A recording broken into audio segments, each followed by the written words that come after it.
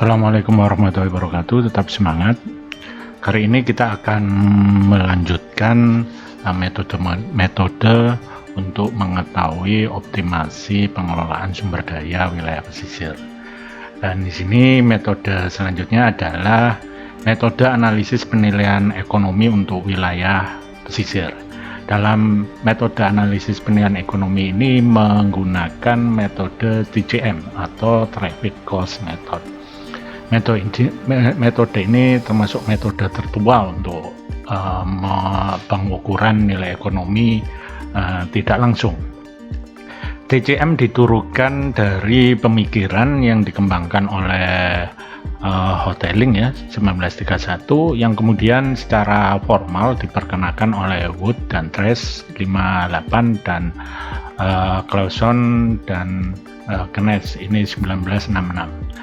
Umumnya untuk metode ini digunakan untuk menganalisis permintaan terhadap outdoor recreation.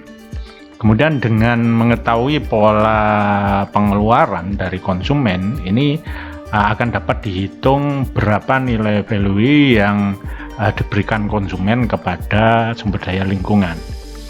TCM juga di sini dapat digunakan untuk mengukur manfaat dan biaya akibat perubahan biaya akses suatu tempat rekreasi. Kemudian penambahan tempat rekreasi baru, perubahan kualitas lingkungan tempat rekreasi, dan penutupan tempat rekreasi yang ada. Tujuan dari metode TCM ini pertama untuk mengetahui nilai kegunaan use value. Kemudian di sini dari sumber daya melalui pendekatan proksi. Kemudian yang kedua, tujuannya biaya yang dikeluarkan untuk mengkonsumsi jasa dari sumber daya digunakan sebagai proksi untuk menentukan harga dari sumber daya tersebut. Traffic cost method ini ada dua tipe ya. Ada yang pertama tipe zonal traffic cost method. Di sini estimasi TCM berdasarkan data yang berhubungan dengan zona asal pengunjung, atau di sini pengelompokan zona asal. Sedangkan yang kedua, individual traffic cost method, ini estimasi TCM ini berdasarkan data survei dari setiap individu atau pengunjung. Di sini bukan berdasarkan pengelompokan zona. Jadi ITCM ini lebih banyak dipergunakan individual traffic cost method ini, ITCM. Ini yang metode persamaan untuk zona traffic cost method ya, dimana untuk penentuan tingkat partisipasi zona H, ini kunjungan per kapita ke lokasi wisata, misalnya wisata ini. Kemudian di sini sama dengan F ya, variabel kali P, biaya perjalanan dari zona H ke lokasi. Kemudian SOC, vektor dari karakteristik sosial ke ekonomi zona H. Kemudian yang SUB, vektor dari karakteristik lokasi rekreasi substitusi untuk individu ke zona H. Ini untuk yang ZTCM. Sedangkan individual traffic cost method ITCM ini lebih didasarkan pada data primer yang diperoleh melalui survei dan teknik statistik. Kelebihan metode ini hasil yang relatif lebih akurat daripada metode zonasi. Kemudian hipotesis yang dibangun, sini kunjungan ke tempat wisata akan sangat dipengaruhi oleh biaya perjalanan. Diasumsikan berkolerasi negatif sehingga diperoleh kurva permintaan yang memiliki kemiringan negatif. Ini persamaannya ya. V di sini variabel C, T, Q, SM. V ini jumlah kunjungan oleh individu ya. I ke objek wisata C. Kemudian C, biaya perjalanan yang dikeluarkan oleh individu I untuk mengunjungi objek wisata. Kemudian T, biaya lokasi yang dikeluarkan oleh individu untuk mengunjungi objek wisata. Q, persepsi responden terhadap kualitas lingkungan dari tempat yang dikunjungi. Kemudian S, karakteristik objek wisata, substitusi yang mungkin ada di tempat lain. Dan M, pendapatan dari individu. ITCM ini tahapannya ya, yang pertama mengidentifikasi lokasi wisata survei melalui kuesioner untuk mengumpulkan data pengunjung yang berhubungan dengan biaya perjalanan mereka ke lokasi suatu wisata. Ini jumlah kunjungan, kemudian pilihan-pilihan rekreasi, karakteristik sosial ekonomi dan lain-lain. Kemudian yang kedua, menetapkan fungsi persamaan perjalanan dan mengestimasi model traffic cost ini dengan regresi hubungannya jumlah kunjungan dengan biaya perjalanan dan variabel lainnya. Di persamaan regresi di atas tadi ya. Kemudian menggambarkan kurva permintaan. Di sini demand curve dan menentukan surplus konsumen berdasarkan kurva tersebut. Kemudian yang keempat, dengan menghitung total surplus konsumen untuk lokasi wisata. Kelemahan dari metode TCM ini pertama hanya dibangun berdasarkan asumsi bahwa setiap individu hanya memiliki satu tujuan untuk mengunjungi tempat wisata yang dituju. Kemudian yang kedua, tidak membedakan individu yang memang datang dari kalangan pelibur dan mereka yang datang dari wilayah setempat. Kemudian yang ketiga, masalah pengukuran nilai dari waktu, value of time. Di sini dalam teori ekonomi mikro, ini variabel waktu ini memiliki nilai intrinsik tersendiri yang dinyatakan dalam bentuk opportunity cost. Untuk selanjutnya, metode yang selanjutnya, kalau tadi yang metode untuk ekonomi, ini yang metodenya multidimensi. Jadi multidimensi, ada banyak dimensi yang dipergunakan dalam metode ini, baik metode dimensi fisik, dimensi sosial, dimensi ekonomi, dimensi hukum kelembagaan, untuk melakukan metode multidimensi pengelolaan pesisir ini. Dalam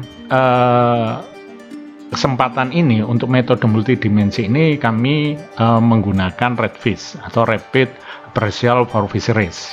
Di sini merupakan analisis untuk mengevaluasi sustainability, ya, keberlanjutan dari perikanan secara multidisipliner. Jadi pada awalnya dikenalkan ini metode RAPFIS ini memang untuk perikanan, tapi sekarang dikembangkan di berbagai sektor. Kemudian RAPFIS ini menggunakan metode MCA ya, multi kriteria analisis appraisal.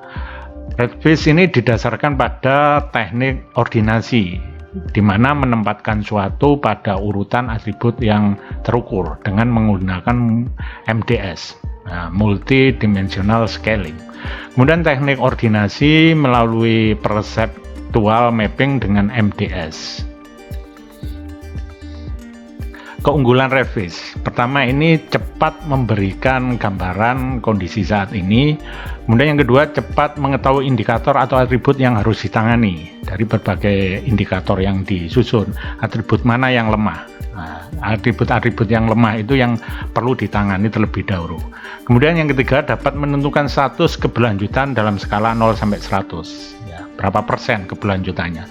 Kemudian mampu menghandle ketidakpastian melalui Monte Carlo analisis. Nah, ini kapan menggunakan RAPFIS? Ini konsep ini dipergunakan untuk pembangunan yang berkelanjutan. Jadi output penelitian tentang konsep keberlanjutan. Jadi kalau untuk sumber daya perikanan, untuk keberlanjutan sumber daya perikanan. Kalau untuk wilayah pesisir, pengembangan wisata, bagaimana konsep keberlanjutan untuk pengembangan ekowisata di suatu lokasi. Nah, di sini yang coba ini 5 dimensi. Dan di sini seharusnya tidak harus 5 dimensi, bisa dilakukan lebih dari 5 dimensi atau kurang dari 5 dimensi. Dan di konsep ini 5 dimensi itu dimensi ekologi, dimensi ekonomi, dimensi sosial, kemudian dimensi etika, hukum dan kelembagaan, dan dimensi teknologi. Kemudian di sini inilah nanti untuk menentukan indeks atau status keberlanjutan. Tahapannya adalah menentukan atribut apa dari tiap dimensi itu, dan tiap dimensi ini ada berbagai macam atribut, dan tiap dimensi tidak harus sama jumlah atributnya. Kemudian penilaian atribut dalam skor atau skala keberlanjutan, ya. Tiap atribut diberi skor dan skala sesuai dengan teori yang melandasi. dengan dasar pustaka, kemudian penyusunan indeks keberlanjutan. Nah, ini penyusunan indeks, kemudian setelah tersebut data diambil di lapang, kemudian dianalisis dengan tahapan ordinasi, analisis levering, dan analisis Monte Carlo. Ini contoh dimensinya, misalnya di sini dimensi ekologi. Dimensi ekologi ini ada beberapa atribut atau parameter, 1, 2, 3, 4, 5, 6, 7, 8, 9, 10, ada 10. Di sini mulai dari tekanan eksploitasi penangkapan. Nah, ini skornya. Nah, skor 0 baik, skor 4 buruk. Nah, ini ketentuan kriterianya. Kemudian tekanan pemanfaatan perairan. Ini ada 3 skor, 0, 1, 2. Ya, 0 dan 1, 0 ini kurang, 1 sedang, dan 2 tinggi. Kemudian selanjutnya kondisi ekowisata bahari, ini 0, 1, 2. Nah, ini kriterianya. Jadi belum tentu yang baik itu selalu nilainya rendah, tergantung dari kondisi yang kita tentukan. Ya, di sini 0 tidak peduli, 1 cukup peduli, 2 sangat peduli. Kemudian tingkat pemanfaatan, persen penutupan terumbu karang, kemudian kondisi penutupan lamun, kemudian rasio penutupan lahan daratan oleh vegetasi, pencemaran perairan, kondisi pemanfaatan air tanah, dan yang terakhir pembuangan limbah. Ini skornya. Ini untuk dimensi ekologi. Ini sebelahnya untuk dimensi ekologi pada kasus yang berbeda ya. Ini kalau yang kiri ini untuk ekowisata, yang ini untuk penangkapan ubur-ubur di sini. Ada 10 dimensi di 10 atribut ya, mohon maaf. Contohnya di sini atribut 1 status eksploitasi, jarak mitigasi, tren biomas, kemudian ukuran ubur-ubur yang tertangkap. Jadi di sini kasus yang mau dilihat keberlanjutan penangkapan ubur-ubur.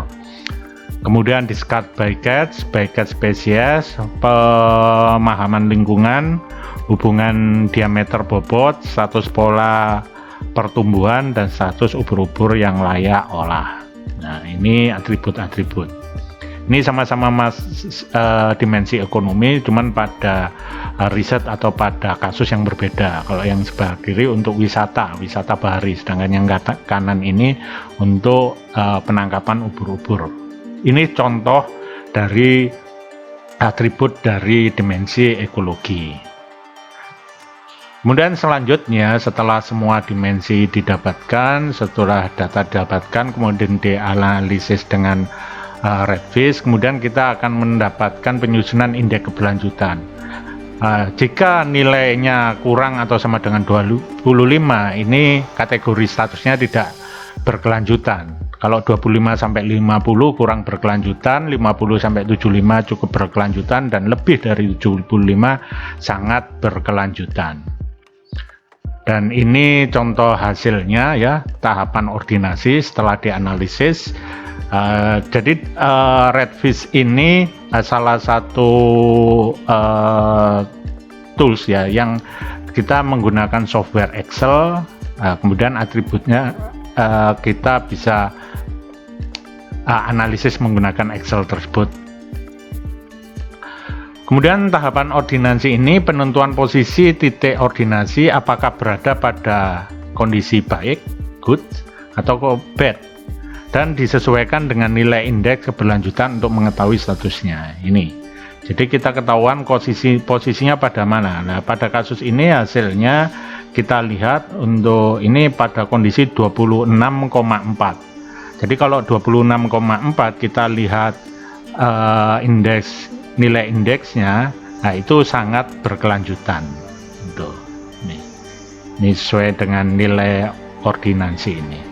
Kemudian output yang lainnya, ini output yang masih sama, cuman pada kasus yang berbeda. Ini yang jellyfish tadi ya, penangkapan jellyfish. Ini pada kondisi keberlanjutan 95,66. Dan salah satu output yang lain adalah analisis levering. Di sini analisis ini pertama untuk menentukan atribut mana yang sensitif mengubah ordinasi. Kemudian teknik levering ini menghasilkan standar error dalam bentuk root mean error, RMS key. Nah, ini hasilnya kita lihat bahwa yang rendah-rendah ini yang nilai rendah ini yang lemah, sedangkan yang nilainya tinggi baik. Oleh karena itu pada rekomendasinya pada yang rendah-rendah ini yang dilakukan rekomendasi sehingga bisa meningkat. Itu yang bisa saya sampaikan. Terima kasih. Assalamualaikum warahmatullahi wabarakatuh.